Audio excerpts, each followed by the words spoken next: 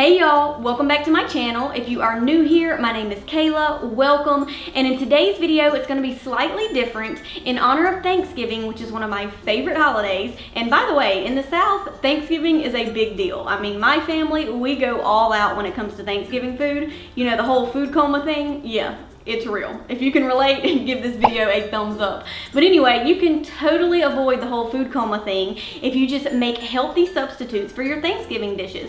And you can totally do that without sacrificing on flavor if you know how to make it the right way. So what I'm gonna do today is I've rounded up some old videos of recipes that I've made over the past couple of years for Thanksgiving that always get compliments and people cannot believe they're actually healthy. So we're gonna start off with my low carb, keto-friendly paleo pumpkin pie. Let's jump right in. In today's video, I have a delicious pumpkin pie recipe that is gluten-free, grain-free, dairy-free, paleo-friendly, and even fairly low carb. Now, of course, growing up in the deep South, I'm originally from Mississippi, if you couldn't tell by the accent. I now live in Texas. Pies are, of course, a part of the traditional Southern culture, so they are literally every family event, whether it's a family reunion, Thanksgiving, Christmas, there's always pies. And I loved pies growing up, but once I found out that I was allergic to gluten, I knew I would have to come up with a delicious alternative. And that's exactly what I've done today with my pumpkin pie. Now, last year for Thanksgiving, I made a gluten-free pecan pie. So if you haven't checked that recipe out yet, I will link it for you in the description box below. But without further ado, let's jump right in. So we're gonna start by adding grass-fed ghee to a mixing bowl. Now, of course, you can use grass-fed butter as well. And I haven't tried it with coconut oil yet, but I'm pretty sure it'll work with coconut oil as well. Then we're gonna add 1 egg. Then we're gonna go ahead and mix that up until it's fully combined. And also, while I'm mixing this, I wanna mention that you want your butter or your ghee or your coconut oil, whatever you're using, to be pretty softened, so that way it's easier to mix, okay? Once you've mixed that, we're gonna go ahead and add in the almond flour. Now, this is finely ground almond flour, and I like to use the almond flour instead of almond meal because it has a finer texture, okay?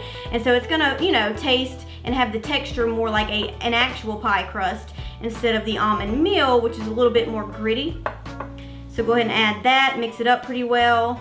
And now I'm gonna add a low carb sweetener. Now I am using birch xylitol in powdered form. And all I did for this is I added the granules to a coffee grinder and grinded it up, and it turns it into a powdered form. So it's more like powdered sugar consistency instead of granulated sugar. All right, so we're gonna go ahead and add that.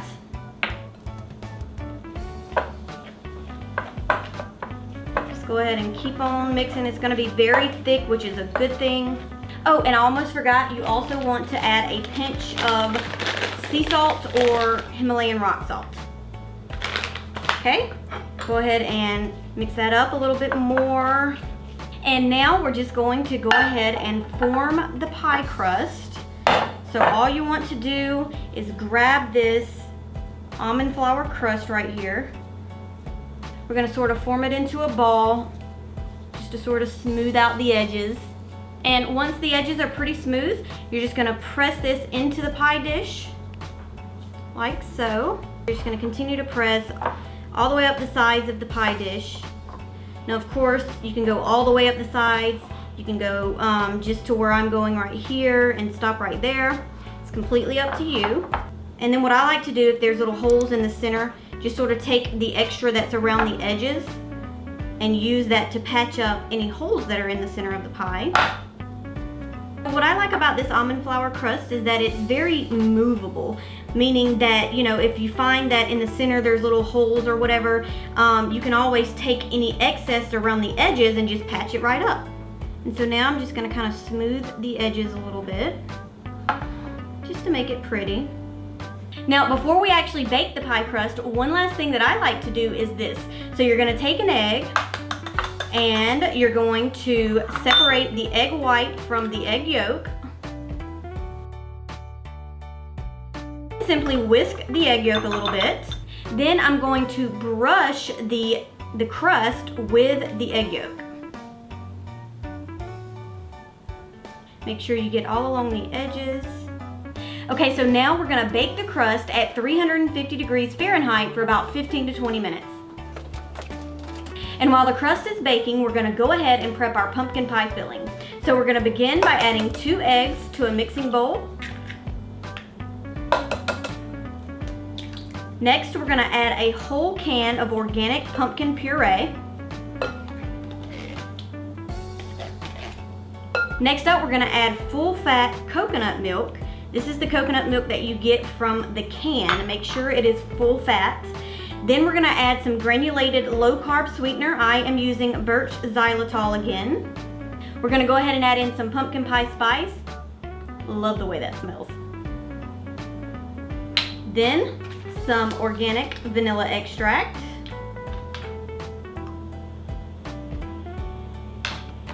And of course, a pinch of sea salt or Himalayan rock salt. We're gonna go ahead and give this a good mix.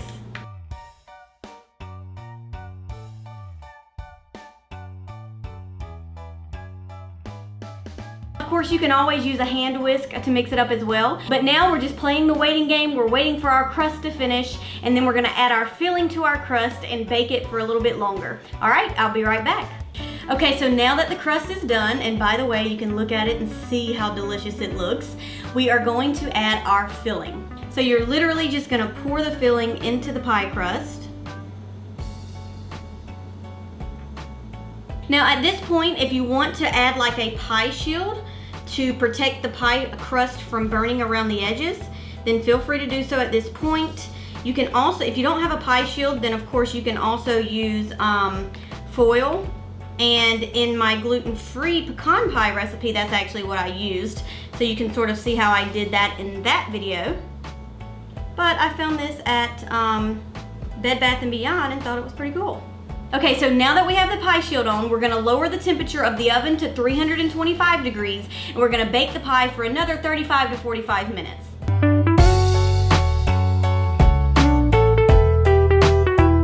All right, it's time to give it a taste test. Now, I did want to mention that before you serve your pie, you do want to let it cool for about 30 minutes to an hour to let it set. All right, let's jump right in.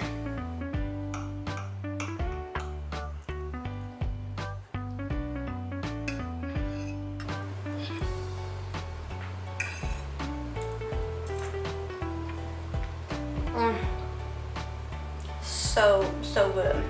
Wow. Okay, so how good did that pumpkin pie look though? I mean, seriously, it tastes even better than it looks, believe it or not. And if you're looking for sugar-free, keto-friendly desserts that you can indulge in over the holidays without feeling like you're left out, you've got to try this one. It is super delicious and it always gets compliments. Okay, moving on, these next 2 recipes, they go hand in hand. I'm gonna show you how to make my grain-free cornbread dressing with gravy, and let me tell you, you do not want to miss out on this one. Every time I tell people that this one is grain-free, it contains no bread, no real cornbread, and that the gravy is gluten-free and all that good stuff, they cannot believe it. I mean, honestly, it almost blew me away whenever I first perfected it. I couldn't believe that I perfected it that well, not to brag, but it really is one of the best grain-free cornbread dressings I've ever tasted. And in order to build this recipe, I first have to show you how to make my cornbread, my grain-free cornbread. So I'm gonna show you how to make that first, and then we're gonna use that as the foundation to build on to the recipe for the cornbread dressing. Then I'm gonna follow that up with the grain-free, gluten-free gravy, and let me tell you, you don't want to miss this one. This one is delicious. Let's jump right in. Today I'm in the kitchen making my Southern style sweet cornbread. Now this cornbread is of course gluten-free, paleo friendly, and I've even provided a couple of low carb options on my website. Okay, let's jump right into it. Starting with the dry ingredients, we're gonna add in 2 cups of almond flour, 3 tablespoons of coconut flour, half a teaspoon of baking powder, half a teaspoon of baking soda, and half a teaspoon of Celtic sea salt or Himalayan rock salt. And let's go ahead and give that a good mix and then set the dry ingredients aside. And for the wet ingredients, you will need 4 pasture-raised eggs, 1/3 cup of unsweetened almond milk, 1 teaspoon of raw apple cider vinegar, 3 tablespoons of raw honey, and 1/4 cup of melted ghee or coconut oil. And let's go ahead and give that a good mix until everything is fully combined. Now we're going to slowly add in the wet ingredients to the bowl of dry ingredients, and then we're going to mix everything until it's fully combined.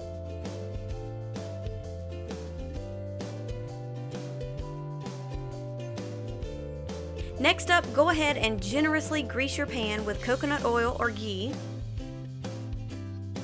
And then just simply pour the mixture into the pan and make sure you spread it out as evenly as possible. Then you're going to bake it at 350 degrees Fahrenheit for 25 to 30 minutes. Once it's done baking, you'll want to let it cool for about 15 to 20 minutes so that way it's easier to remove from the pan. And that's pretty much it. It's ready to serve. First, you'll need to make a batch of my Paleo cornbread. Now, we'll be using this as the base to our dish. The link to this recipe will be listed in the description box below. And after you've cooked and cooled the cornbread, we're going to go ahead and begin to crumble it up. Now, you can do this roughly. It doesn't have to be perfect. Just crumble as much as you can. And personally, I like to do a lot of the prep work the night before, but this particular step of cooking and crumbling the cornbread is key to do the night before, because we really need to let that bread dry out in the refrigerator overnight to get the best texture. Now, I'm also going to add 3 pieces of toasted paleo bread. I used the Julian's Bakery brand, the almond flour toast, in order to keep this dish strict 100% paleo. But if you're a little bit more lenient and you're not super strict paleo, you can also use just a regular toasted gluten-free white bread like Udi's. And in fact, to be honest, it actually yields a better texture. But of course, we're keeping this super strict paleo. And then we're just gonna let it sit in the refrigerator overnight for at least 12 to 24 hours to dry out. Another thing that I like to prep the night before is my chicken. You'll simply just bake about 5 to 6 chicken legs, lightly seasoned with salt and pepper, and we're going to be using this in both the dressing and the gravy. And I also like to go ahead and boil 1 to 2 eggs, which we'll be using in the gravy. So after about 12 to 24 hours, your bread mixture should be pretty dried out, and it's time to make our final preparations. Go ahead and remove the bread mixture from the refrigerator and crumble up the mixture even more if necessary. You do want it to be quite crumbly. Set your bread mixture aside and let's begin prepping our veggies. We'll begin by chopping 1 cup's worth of yellow onion, 1 cup's worth of chopped green bell pepper, and 1 cup's worth of chopped celery. Next up, add about a tablespoon or 2 of grass-fed ghee or coconut oil to a skillet over medium heat, and let's begin sauteing our veggies. And just continue to saute them until they're slightly soft and the onions are translucent. Now, while the veggies are cooking, I like to begin shredding my chicken. Simply remove the skin from the chicken thighs and cut the meat into small shreds. Today, I'm going to use about a cup of shredded chicken meat in the dressing, which is about 2 to 3 thighs, and then I'm going to save the other 2 thighs for the shredded chicken in my gravy. Go ahead and add the shredded chicken and sauteed veggies to the bread mixture. Give it a good mix, and now we're going to add the chicken broth. I like to add half of the chicken broth first, give it a good mix, and then add the other half, and then mix it really well. The main thing is that you want to try and mix the liquid into the bread mixture as much as possible. Try not to have any excess liquid at the bottom of the pan. There may be a little bit, that's okay, but for the most part, you want it to be soaked up into that bread as much as possible. And now we're going to add the seasoning. Now, of course, the seasoning is what makes the dressing. So you really want to get it right. We're going to add some dried sage. We're going to add some dried thyme. And, of course, a little bit of sea salt and pepper. And at this point, you want to taste the dressing. So after you've mixed up all of the seasonings, go ahead and take a bite of it. And you want it to taste exactly how you want your dressing to taste when it's finished, okay? And you can, from there, you can adjust the seasonings, add a little bit more sage, add a little bit more thyme or salt and pepper until you get it just perfect. Once you're completely satisfied with the flavors, we're going to go ahead and add 2 whisked eggs. Give that a good mix. And then, of course, sort of flatten the casserole out. And now we're gonna bake the casserole at 350 degrees Fahrenheit for about 60 to 75 minutes. And while the dressing is baking, let's go ahead and prep our gravy. Start by adding some grass-fed ghee to a saucepan over medium heat. Then add in about 2 cups of chopped onion and allow the onion to cook until it's translucent and golden. So this takes about 15 to 20 minutes. Once the onions are done, we're going to go ahead and add in some arrowroot starch as our thickener. Give that a good mix. Then we'll begin pouring in the chicken broth. Now I like to add half of the mixture first and then whisk it until it thickens, then add the other half. But the key here is to continue to whisk until it thickens into a gravy.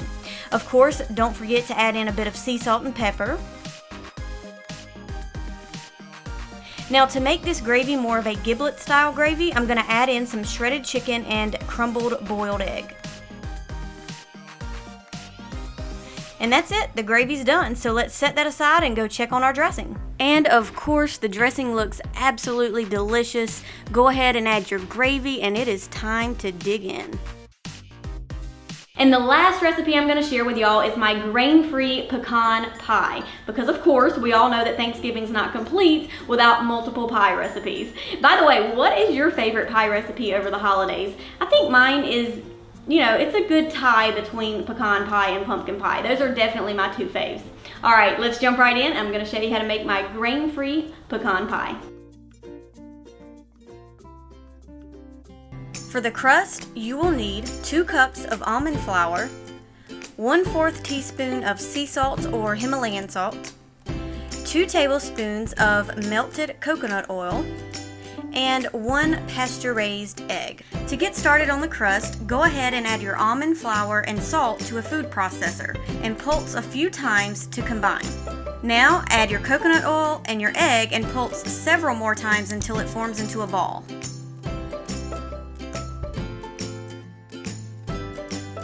Remove the dough plus any remaining crumbles from the food processor and form it into a tight ball with your hands. Then press it as evenly as possible onto a 9-inch pie dish. Once you're finished, let the pie crust chill in the refrigerator while we prepare the filling. Go ahead and preheat your oven to 400 degrees Fahrenheit. Now let's prepare the filling. You will need 1 cup of unrefined coconut sugar, 3/4 of a cup of organic grade A maple syrup, 3 tablespoons of grass-fed butter, and you can use either ghee or coconut oil for the paleo option, and it does need to be melted. 3 pasture-raised eggs, lightly beaten, 1 teaspoon of vanilla extract, half a teaspoon of sea salt or Himalayan salt, half a teaspoon of cinnamon, and this is optional, and lastly 2 cups of pecan halves. Add all of your filling ingredients except the pecans to a large bowl and whisk until everything is fully combined. Now stir in your pecans. Remove the pie crust from the refrigerator and slowly pour the filling mixture into the pie crust. Place the pie dish onto a large baking sheet to avoid any spillovers and bake for 20 minutes. Reduce the heat to 350 degrees Fahrenheit and bake for another 30 to 40 minutes. If you notice the crust browning a little too quickly, feel free to use a pie shield or foil like I did to avoid burning. And it is done. Be sure to let it cool completely before serving. Well, that is it for my Thanksgiving recipe roundup video. I hope y'all enjoyed these recipes and please try them. I'm telling you, you will not regret it. They are all so delicious. Hopefully you can try them all. And if you do, comment below, let me know what you think about it. Also, if you have a staple dish that you like to make for Thanksgiving and you want me to make it in a healthier version of it, then comment that below as well and I'll go ahead and start testing it and be ready to share it with you next year. I'll have it perfected by then, I promise. Anyway, I hope y'all have a wonderful Thanksgiving holiday. I'm so grateful for each and every one of you that support my videos, that watch them, that like them, and subscribe to my channel. I love y'all so much, and I'll see y'all in the next video. Bye!